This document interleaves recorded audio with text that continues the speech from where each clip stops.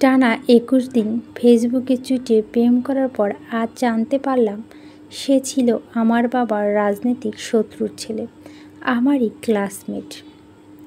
শান বাঁধানো পুকুর ঘাটে একদম তলার সিঁড়িতে বসে আছি।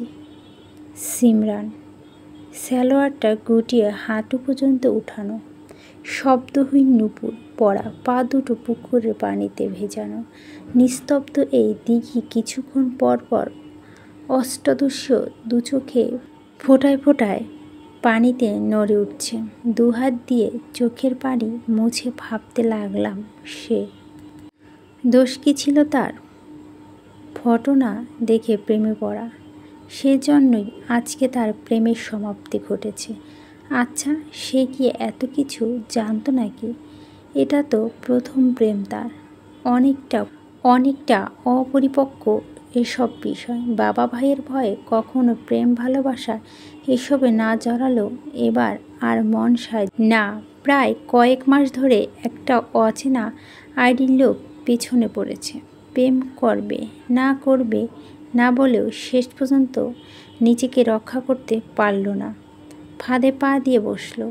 ছেলে ঢাকা বিশ্ববিদ্যালয়ের ৩য় বর্ষের ছাত্র, ঢাকায় স্থায়ী বাড়ি, ওখানেই থাকে। মা বাবা কেউ নেই, একদম নিবিড়। আরও কত কিছু না বলছিল।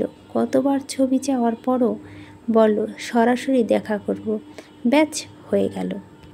বিকেল ৩টার সময় নদীর পাড়ে বড় হিজল গাছের গোড়ায় সাক্ষাৎ হওয়ার কথা ছিল, কিন্তু ৪টা বাজার পরও আশেপাশে কোনো অপরিচিত ছেলেকে না দেখে বাড়ি যাওয়ার উদ্দেশ্যে পা বাড়ালাম।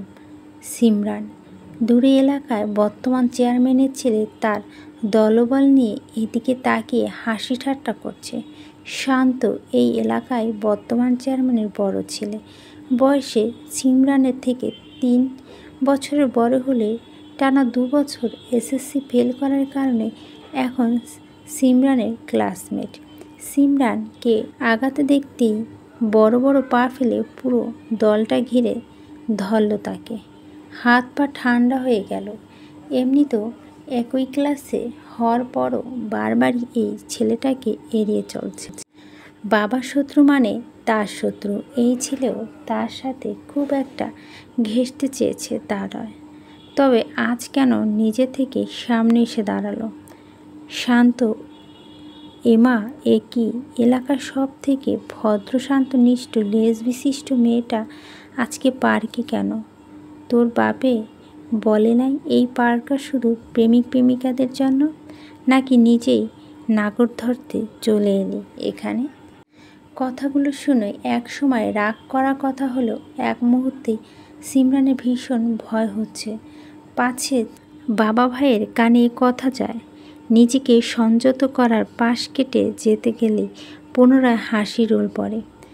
ওকে বেবি, কালকে হিজল গাছের নিচে ৩টার সময় আসবে, আমরা দেখা করব। সিমরান অবাক হয়ে দেখল এই কথাটা হুবাহুব কাল রাতে শান তাকে বলছিল। হাত পা কাঁপছে তার। কি হচ্ছে এসব?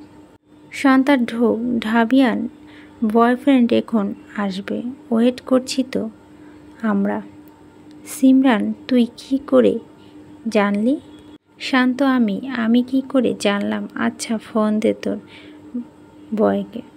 দে, আরে দে না, বলে হাত থেকে ফোনটা ছিনিয়ে এনে ফোন দিল। সাথে সাথে শান্তার ফোনে রিংটন বেজে উঠল। সিমরান অবাক হয়ে সবটা তাকিয়ে দেখল। পুনরায় নিজের ফেক আইডি লগ ইন করে নিজের ফোনের স্ক্রিন সিমরানের সামনে ধরল শান্ত। এবার সব পরিষ্কার হলো সিমরানের কাছে। শান্তই সে ফেক আইডি দিয়ে তার সাথে মিথ্যা সম্পর্ক করে সবার সামনে হাসির পাত্র বানিয়েছে। রাগে ঘেন্নায় চোখে পানি চলে আসলো। ঠোঁট কামড়ে কঠিন চোখে শান্তর দিকে তাকালো। সেই চোখ দিয়ে দুর্বলতার চিহ্ন হিসেবে পানি পড়ছে। শান্ত, তোর চেহারা দেখছি আয়নায়, এই চেহারা দিয়ে প্রেম করবি বিশ্ববিদ্যালয়ের ছেলেদের সাথে? আরে ঢাকায় কি মেয়েদের অভাব পড়েছে নাকি? বলে অট্টহাসিতে মেতে উঠল শান্ত। দেখতে বেশ মিষ্টিভাষী, সুশীল এবং সুন্দরী, সেটা ভালো করেই জানে। সিমরান। তারপরেও অপমানটা গায়ে মেখে নিল। সেই দিন বড় ভাইয়ের সাথে মারামারি লেগেছিল শান্তদের। ভাইয়ের গালে সামান্য আঘাতের দাগ দেখে ফুঁসে ওঠে শান্তকে। ফেলটুস লুজার, গুন্ডা বলছিল। দুর্ভাগ্যবশত সেটাই কানে লেগেছিল শান্তর, আর তার রেশ ধরেই আজকে তাকে অপমান করলো। সেটাই সিমরানের অজানা নয়। চুপ করে পাশে কাটিয়ে চলে গেল। সেখান থেকে যেতে শুনতে পেল অট্টহাসির আওয়াজ।